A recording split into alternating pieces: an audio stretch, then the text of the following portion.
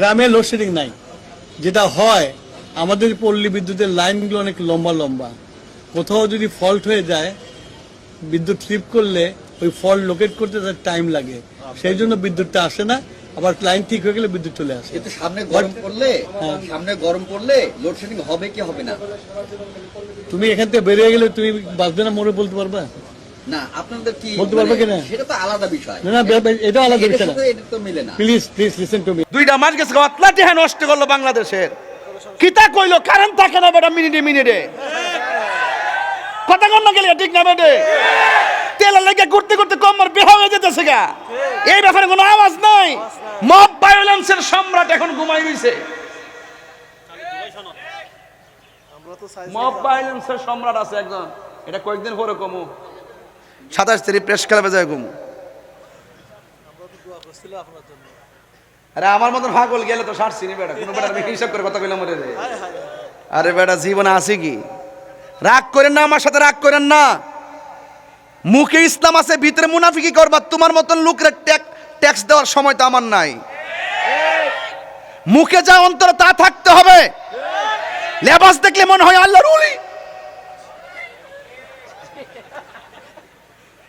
ওলি ওলি উলি উলি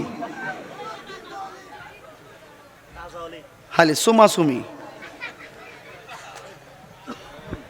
কথা কইস না ফলাফান, যা কইছি ওই এখনো বইলা দিয়া যায়।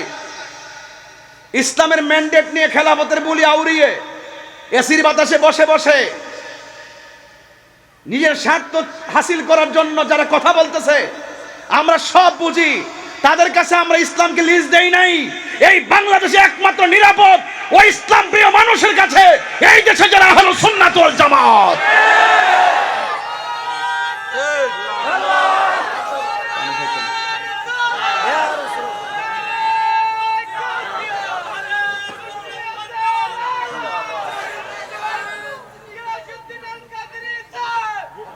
মারহাবা জোরে গন, আরো বড় গন আল্লাহু আকবার।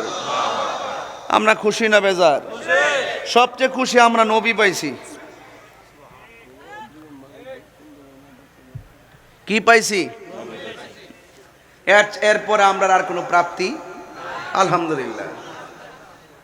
আমি বলেছিলাম কবরে নবী থাকার ক্ষমতা আছে না নাই? এই কবরের ভিতরে জনম জনম পরে থাকবো। একদিন একটা ময়দানের মধ্যে উঠব। ওই ময়দানের নাম হলো হাসরের ময়দান। ওই ময়দানে একটা জায়গা হবে, ওই জায়গার নাম হলো মাকামে মাহমুদ। মাকামে মাহমুদ দুনিয়ার কোনো ভৌগোলিক স্থানের নাম নয়। মাকামে মাহমুদ হলো প্রশংসিত জায়গার নাম। এই জায়গাটা আল্লাহ কাউকে দেয় নাই, কাউকে দিবে না। একজনকে দিয়েছেন একটা গুণের কারণে। আমার আল্লাহ বলেন ফাতাহাজ্জাদ বিহি নাফিলাতাল লাক আসা আইয়াবআসাকা রাব্বুকা মাকামান মাহমুদা। আল্লাহ রাব্বুল আলামিন বলেন, হ্যাঁ বন্ধু, আমি আপনাকে তাহাজ্জুদের নামাজ দিয়েছি। রমজানের রোজার পরে সবচাইতে কোন মাসের রোজার দামি জানেননি? কোন? রমজানুল মুবারকের পরে, রমজানের রোজার পরে কোন মাসের রোজা সবচাইতে দামি? এটা হলো আশুরার রোজা, মুহররমের 10 তারিখের রোজা। এই যে 1 থেকে 10 তারিখে আমার মা বোনরা রোজা রাখে, এই রমজান মুহররম মাসের রোজা। বন্ধু, ও বন্ধু, আমাদের দেশে আশুরার রোজা আছে না নাই? ইন দি মিন টাইমে আমার নবী, আপনার নবী বলেন, এই পৃথিবীর মধ্যে রমজানের রোজার পরে হলো আসর রোজার মূল্য। আর এই পৃথিবীর ভিতরে ফরজ নামাজের পরে যেই নামাজটা আল্লাহর কাছে সবচাইতে মর্যাদাবান, ওই নামাজটার নাম হলো তাহাজ্জুদের নামাজ। কি নামাজ বাবা? তাহাজ্জুদ। এই নামাজটা মাঝে মাঝে পড়তে হইব। ওই তাহাজ্জুদের নামাজটা আমার নবীর উপর আল্লাহ অতিরিক্ত দিয়েছেন। আমাদের জন্য নামাজ 5 ওয়াক্ত। আমার নবীর আল্লাহ অতিরিক্ত তাহাজ্জুদের নামাজ দিয়েছেন, নাফিলাতুল লাক, নফল অতিরিক্ত। আসা আইয়াব আসাকা রব্বুকা মাকামাম মাহমুদা। আল্লাহ রাব্বুল আলামিন এই নামাজের বদৌলতে আমার নবীর একটা মাকাম দান করবেন। ওই মাকামটার নাম হলো মাহমুদ, প্রশংসিত স্থান। আল্লাহর হাবিব সাল্লাল্লাহু তাআলা আলাইহি ওয়াসাল্লাম এই মাকামে মাহমুদের গুড়াই হাসরের ময়দানে সেজদায় পড়ে থাকবেন। কথাটা সাধারণ নয়, এই কথাটা কত কঠিন জানেননি? যেই মুহূর্তে নবী না সেজদা দিয়ে পড়ে থাকবেন, ওই মুহূর্তে আদম নবী বলবেন নাফসি নাফসি, ইব্রাহিম নবী বলবেন নাফসি নাফসি, জাকারিয়া নবী বলবেন নাফসি নাফসি, ইউনুস নবী বলবেন নাফসি নাফসি, ইয়াহিয়া নবী বলবেন নাফসি নাফসি, দাউদ নবী বলবেন নাফসি নাফসি, মুসা কালিমুল্লাহ নাফসি নাফসি, ইউনুস নবী বলবেন নাফসি নাফসি। সব নবীরা যেদিন নাফসি নাফসি বলে কাঁদবে, ওই কঠিন মুসিবতের সময় একমাত্র আমার নবী মাকামে মাহমুদের জায়গায় যাওয়ার পর সেজদা দিয়ে যখন পড়বেন, আজমতে মোস্তফা সেদিন প্রকাশিত হবেন। আল্লাহ বলবেন, ইয়া মুহাম্মদ, এ নবী গো, আপনি কেন সেজদা দিয়ে পড়ে আছেন? আমার নবী, আপনার নবী, সব নবীরা যেখানে নাফসি নাফসি বলে কাঁদে, আর আমার নবীজি ওই মাকামে মাহমুদের গোড়ায় সেজদায় পড়ে পড়ে উম্মতি উম্মতি বলে কাঁদতে শুরু করে দিবে।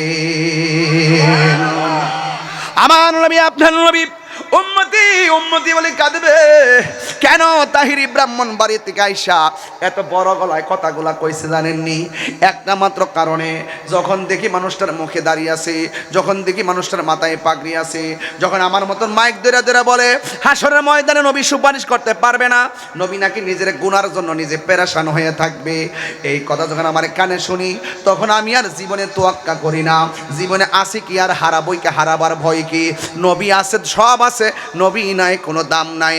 আলালা ইমান আল ইমাল্লাহ মোহাব্বত আল্লাহ, যার অন্তরে নবীর মহব্বত নাই তার ইমান নাই। আমার সামনে নবীর বিরুদ্ধে কথা বলবো আর আমি শুনে শুনে ঘুমায়া থাকবো, এটা তো হতে পারে না। আমার নবী হাসরের ময়দানে সেজদা মেরে কান্না শুরু করবেন।